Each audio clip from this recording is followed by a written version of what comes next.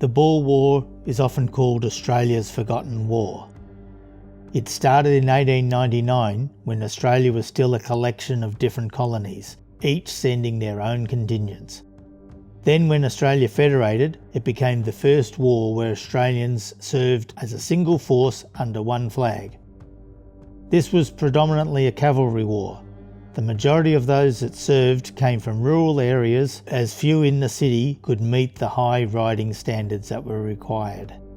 This might be a factor in why this war is not so well known in Australian history, as most of the memorials are in rural towns.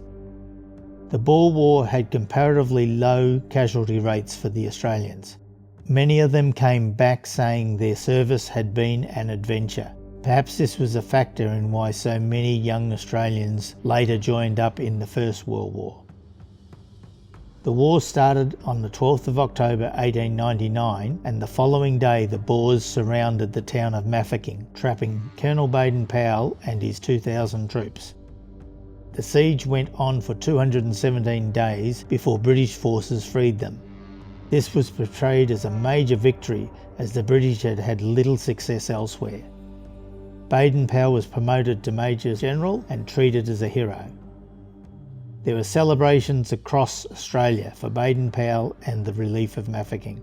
At Dunolly, a new shop opened and was named the Mafeking Tea Rooms. A new gold rush started in the Grampians, and this was named the Mafeking Goldfields. One schoolmaster thought a lasting legacy in the form of trees would be more fitting.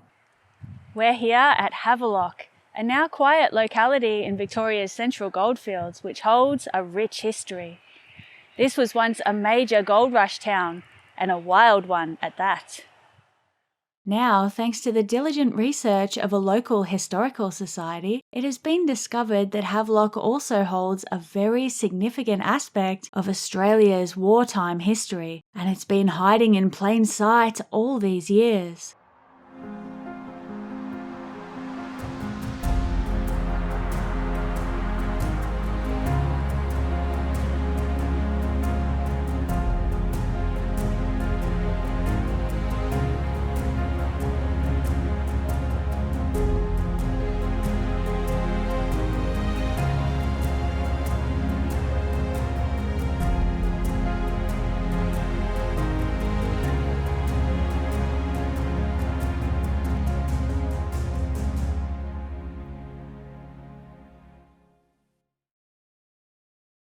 Since the beginning of the 20th century, Australia has commemorated their fallen soldiers through the planting of avenues of honour, where trees representing soldiers are set out in neat even rows on either side of a road.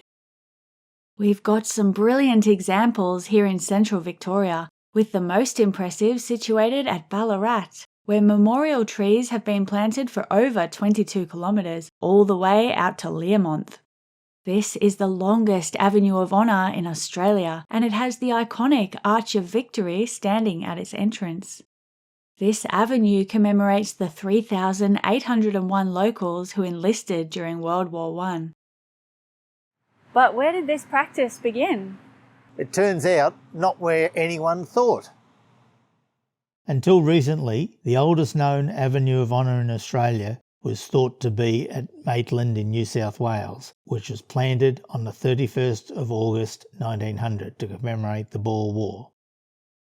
But the old gold rush town of Havelock in Victoria's central goldfields has held a well-hidden secret for many years.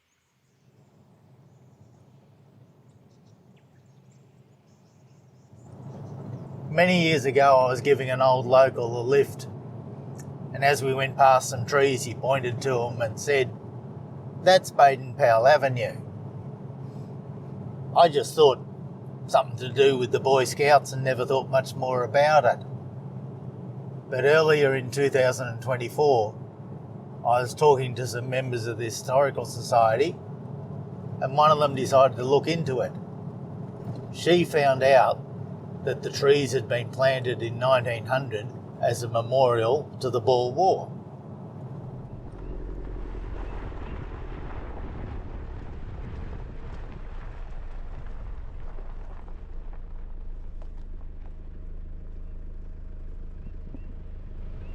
The relief of Mafeking on 16th of May 1900 was seen as a major victory for the British.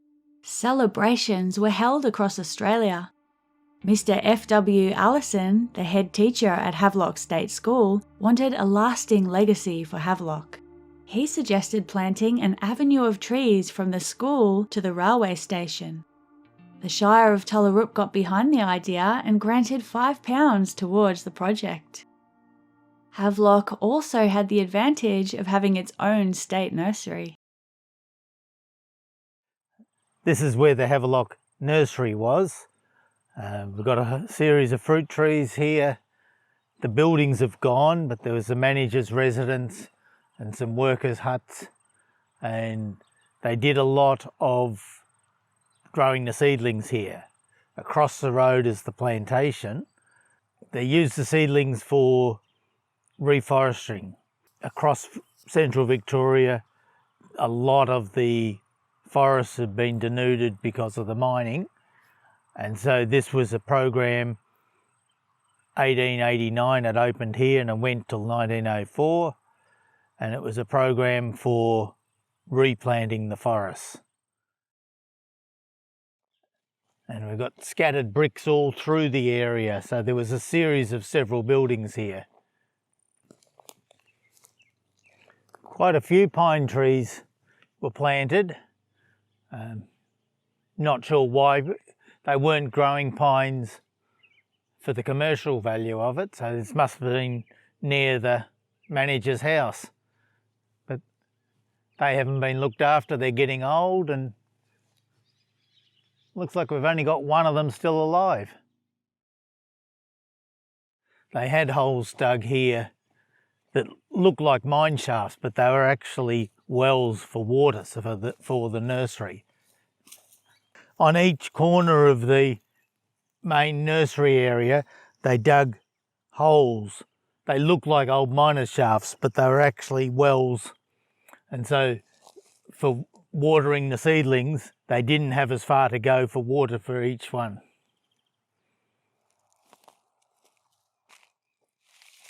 This looks like all raised ground, as if this where they would have been growing the seedlings. So obtaining 42 sugar gum seedlings was easy. Locals cut and put in wooden stakes for the tree guards. The time between the idea's inception and the opening of the avenue was only 3 weeks. Havelock's Avenue of Honour was opened on the 21st of June 1900, making it the first Boer War Avenue of Honour and the first Avenue of Honour in Australia. Each of the 150 people who attended received a commemorative medallion. It has Colonel Baden-Powell. He was promoted to Major General only 2 weeks after the relief of Mafeking.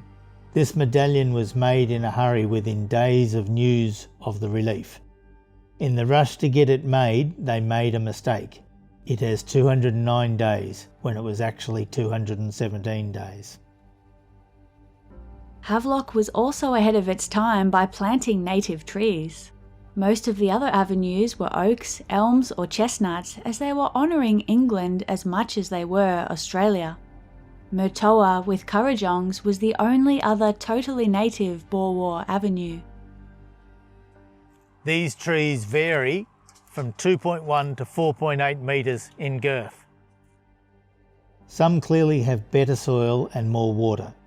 Although these trees were tended to when they were young, for most of their lives they have been left. It is difficult in central Victoria to get reliable growth rate of native trees in their natural state, as it is rare to have it documented how old they are. But we know exactly when these trees were planted. They show a diameter growth of 5mm to 16mm per year, with an average of 8mm. If eucalypts had proper tree rings, they would be 4mm apart. The turnoff to Bendigo used to be located here at Baden-Powell Avenue. In 1938, 4 of the trees were removed and a turning lane was added. The old Bendigo turnoff was so dangerous, the locals called it Hell's Bend. Vehicles turning hit other vehicles coming over the hill from Dunolly, and trucks rolled over taking the corner too fast. So in 1975, the road was closed and a new turn-off to Bendigo was made 500 metres to the north. As the older locals passed away, knowledge of Baden-Powell Avenue slowly disappeared. After hiding in plain sight for far too many years, Australia's first Avenue of Honour is now marked by an information sign installed by members of the Dunolly Museum. This avenue is a memorial that time has forgotten, and it was never registered. It is time this important part of our history is given protection. An application is being made to have Havelock's Avenue of Honour declared a war memorial. We hope to give this place the protection it deserves by having it added to the records kept by Monuments Australia, the Australian Garden History Society, the National Avenues of Honour Australia project, the TreeNet Register and Heritage Victoria.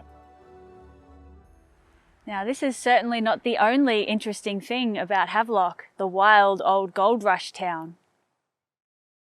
Although today there are no shops or public buildings out here, just a dozen or so scattered houses, back in the 1850s, this place was roaring. Havelock boasted a main street which stretched 1.5 kilometres, which was double banked with 2 rows of miners' tents on either side. Havelock was a particularly rough town. In the span of just 3 months, there were 5 murders, and 2 people were reported missing who were never found. One murder was particularly gruesome and sparked a vigilante group which swelled to 1,500 people. That was a quarter of the population. In an act with no precedence in Australian history, they vowed to clean up the town. The chaos that followed was simply beyond belief, but it worked. In no other town in Australia was there such a radical clean-up by a violent mob. But that's a story for another day.